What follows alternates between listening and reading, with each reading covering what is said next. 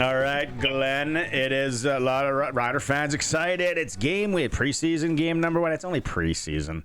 Small little playbook, as Luke, talks about and all that, but it's always exciting here. First off, do you play Trevor Harris in this one in Winnipeg? Yeah, it's a great question. And there's a couple of different approaches that I've seen throughout the years from coaches. You want to sort of establish who you're going to be in the preseason, I think, as a coach. And that's pretty standard across the board for all of them. But at the same time, you have to evaluate. And I know Luke and Dave talked about this at length, but you need to see the new guys, not necessarily new players like rookies, but the new guys like Jake Maier in your system. And if you only play him a quarter and let's say Winnipeg has the ball longer in that quarter, then now you only get maybe 2 series, and that's not enough to really make a good evaluation. Not that, Jake's going to get cut or anything like that. I just mean you want to see him in the system. Mm-hmm. My preference is that starting guy, especially when it's a Trevor, a 39-year-old, a guy that's been around the league as long as he has. You know what he has. You know what he's going to bring. You really don't need to, evaluate him.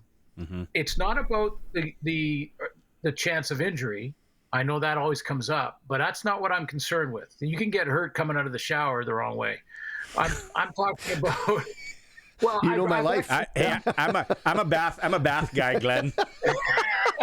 Well, I've actually seen it where a player didn't make a game roster because he stepped on the edge of the shower thing in the hotel room and cut the bottom of his foot.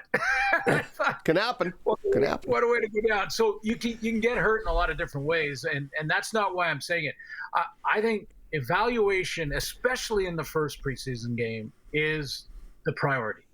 You got a whole bunch of new faces. You got new guys to the system, and you need to see, can they get it done with a different spotlight on them than practice provides? And that's what the preseason is for. So for me, I don't even dress Trevor. Don't even dress him. The BC Lions didn't dress Vernon Adams. He didn't have pads on. And Nathan Rourke played 4 plays because he's from the island. And that's where they were playing the preseason game. So they wanted to, run him out there as a starter. Yeah. But he handed the ball off 4 times, and that was it. So that's what I do. I don't know if Corey Mace is going to, play Trevor a little bit. I know with Trevor's injuries over the last couple of years and Mueller being relatively new as the OC that, you could make a little bit of an argument that they need to get in sync. But here's the other aspect, guys. Trevor might not have his starting group around him. If they decide to post a receiver or a couple of linemen, now you're not really building chemistry either. Nope. We've talked about the Riders, and this show talks about them obviously more than any other place on the planet. What do you know? What can we expect? What are we going to see out of Winnipeg? What is there to watch out of the Bombers?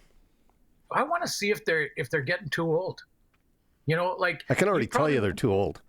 Well, you probably won't see a lot of Willie Jefferson. You probably won't see, you're going to see a lot of young guys too. Same at the quarterback spot, but they have changed an assistant GM. They have changed their defensive coordinator last year.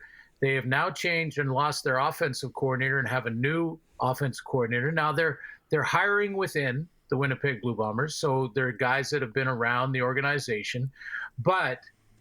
Buck Pierce is no longer their OC. What is that team going to look like with a completely different look, a completely different philosophy, possibly? How much will it be similar to the last couple of years? Does Zach, if he does play, probably won't, I would guess second game, but if he does play, how does Zach look? I mean, he's not getting any younger either. No. And he doesn't have a great cell phone plan, apparently, either. Okay, that's a story you're gonna have to fill me in on. Well, no, they were trying. Remember, they were trying to call him on the suspension and voicemail and text messages for the and drug testing. Sorry, yeah, I might have. Yeah, Yeah, that would right over. Hey, we haven't talked about that. That, you know what? That is the rules, and this is, this is not. There's no bad guy here. Okay, there's no. The league is bad for suspending him or whatever. No. This is a deal that they have agreed upon, the Players Association and the league office, that if you don't answer your cell phone for whatever reason, it's like not taking the test at all or avoiding the test. And that is not, Zach's not a bad guy and he's not a drug guy or anything like that. So you don't want to make anything more out of it than it is, except for that. Did he get tested? Do we know? How can we say that? He's married. You pick up your phone. You learn that if you're married. Yeah. Better answer that. Answer that. Yeah. Okay. Marco on the Prairie Land Rentals text line wants to know, what are you looking for specifically when it comes to the Riders? A guy that can make that big play down the field. I want to see some explosive offensive plays, some shots down the field, not to get too conservative. Want to see how their O-line plays early, especially the starting group, who they put out there first. I know they've already got some nicks, which is that's the one that is so hard. But when I look at what Corey Mace has done this offseason, he made it a priority to build depth into the O-line and into the D-line, and it's already going to help him. I think it's a good question. First of all, you look for a name guy to jump off the map that you weren't expecting or that you didn't know a lot about. And I heard you guys talk with Luke about a couple of names, U of S kid that's looking pretty good in practice. If he can do the same thing in a game and make a couple big plays, bodes well for more depth in the Canadian content. So I look for that, some guy to jump off the page when it comes to new face, and let's see kind of their style.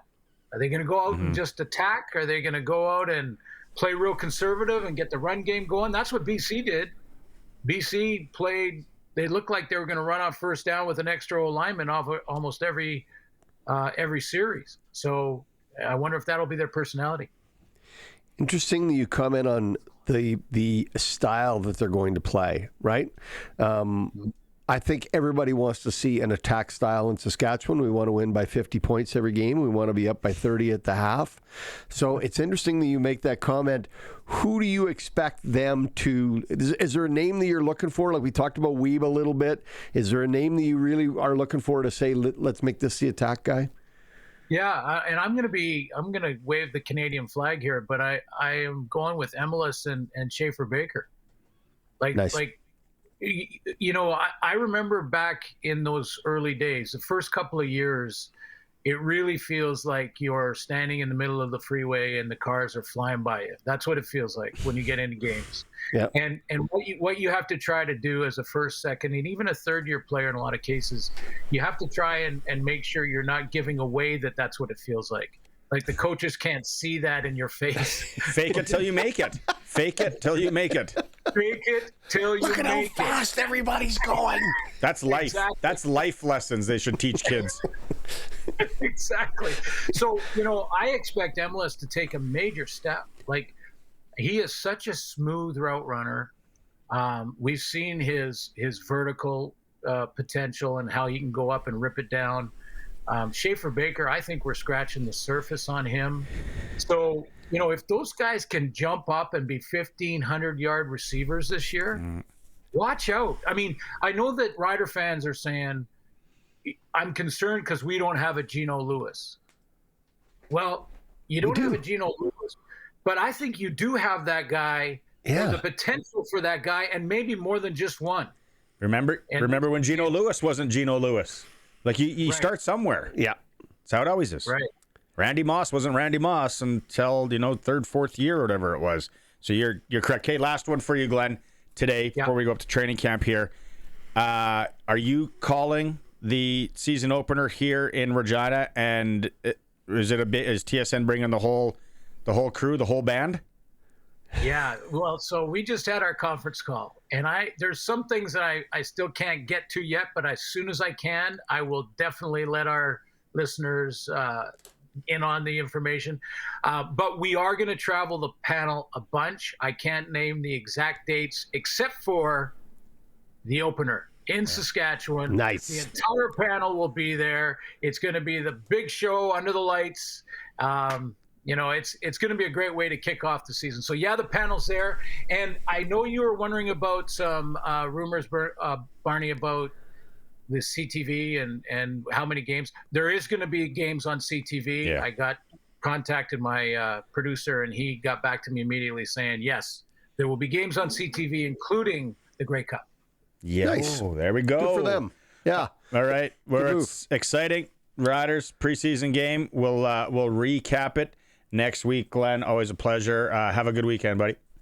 Okay, you too. Hey, Sharky and Barney, sounds like it should be a detective show of some kind. I'm just saying. It's a mystery. I don't know about detective, but it is a mystery. Yeah. There has been crimes. But Sounds like a pawn shop. See ya, Glenn.